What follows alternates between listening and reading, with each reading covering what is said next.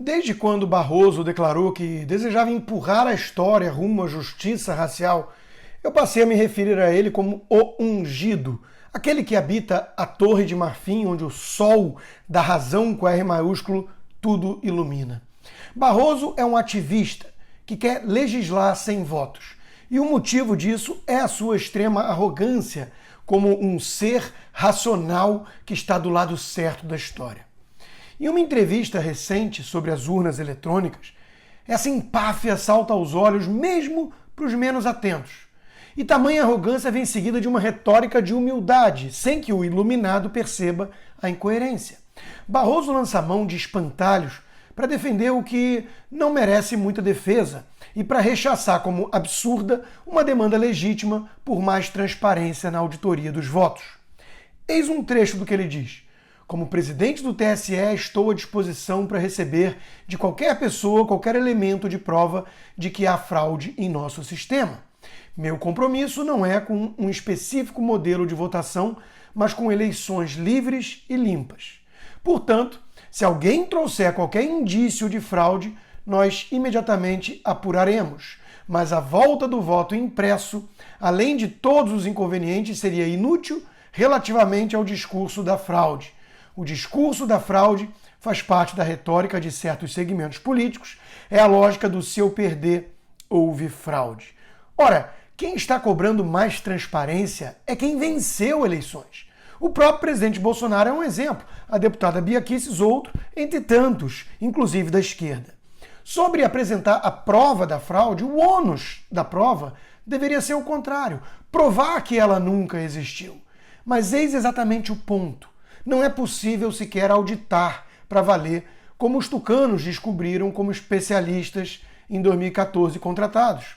Os motivos que Barroso apresenta para condenar essa mudança são frágeis demais e o uso do voto impresso já leva a isso. Em primeiro lugar, diz ele, em razão do custo da sua implementação. Antes da pandemia e da alta do dólar, nós já falávamos do custo de 2 bilhões de reais para a introdução do voto impresso. Em segundo lugar, pelo risco ao sigilo do voto, motivo que levou o STF a declarar a sua inconstitucionalidade. 2 bilhões de reais para proteger uma democracia inteira parece pechincha, ainda mais diante do custo de manter os luxos do Congresso e do próprio STF, com lagosta e tudo. O sigilo do voto não estaria ameaçado, pois como Barroso certamente sabe e já escreveu sobre isso, ninguém teria acesso ao pedaço de papel impresso em outra urna. Tudo o que se deseja é que cada eleitor tenha como verificar que o que ele apertou na urna eletrônica foi efetivamente computado e permitir uma real checagem posterior, se for o caso. O boletim da urna de hoje não faz isso, pois é um saldo total daquela urna, onde já pode haver algum tipo de desvio. Estamos falando de uma tecnologia que tem 25 anos e que países bem mais avançados, como os Estados Unidos, a Alemanha, a França, não adotam. Seria por falta de capacidade tecnológica? Mas Barroso não toca nessa questão e repete que temos um dos sistemas mais confiáveis do mundo, o que causaria perplexidade em cidadãos de países tão mais desenvolvidos e que rejeitam esse mecanismo. Mas nessa passagem Barroso deixa a sua empáfia vir à tona. Acredito que a defesa do voto impresso decorre do desconhecimento sobre como o sistema funciona e em razão das campanhas de desinformação. Acho que esses fatores também são determinantes para o movimento anti-vacina. A verdade é que o desenvolvimento das vacinas erradicou ou controlou uma série de doenças, muitas delas fatais. Isso faz com que muitas pessoas, notadamente as mais jovens, nem sequer se deem conta de sua importância. É por essas e outras que gosto de dizer que o país precisa de um choque de iluminismo. Iluminismo significa razão, ciência, humanismo e progresso.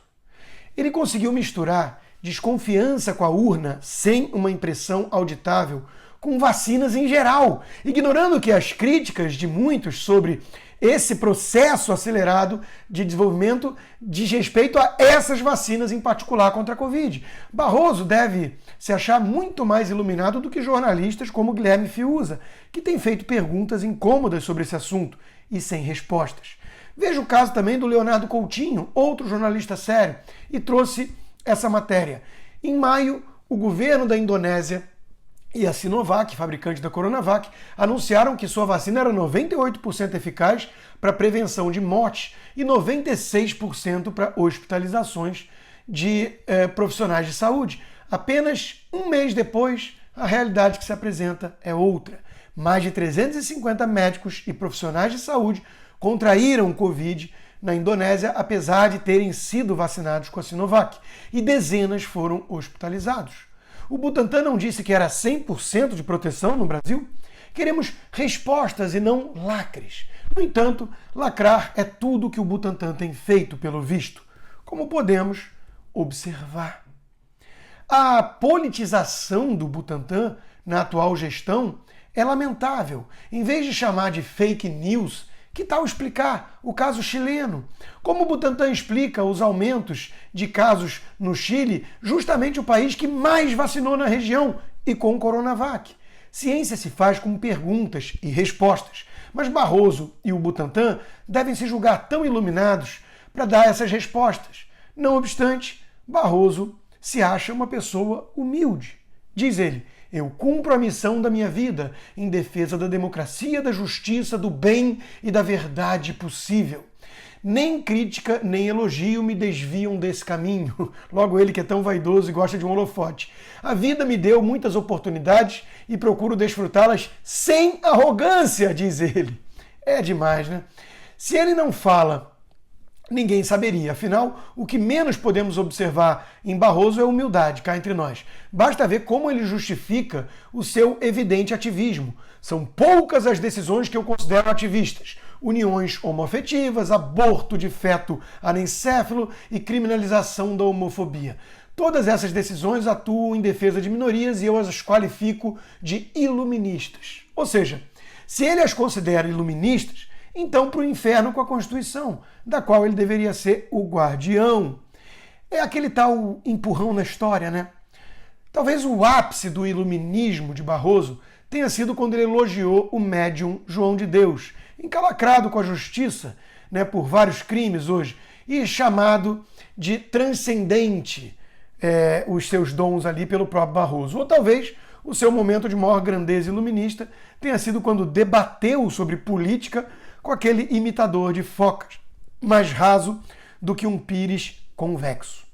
Para quem está fora da bolha, tudo que se espera de Barroso é que ele siga a Constituição do país, que é a sua missão no STF, e acate a mudança nas urnas se isso passar como uma PEC no Congresso. Barroso, porém, considera o seu papel muito maior, muito mais grandioso do que isso, que seria pequenininho demais para um ser tão iluminado e racional como ele. Barroso, o ungido, pretende criar as leis, empurrar a história, trazer a luz ao povo ignorante. E é justamente aí que mora o perigo.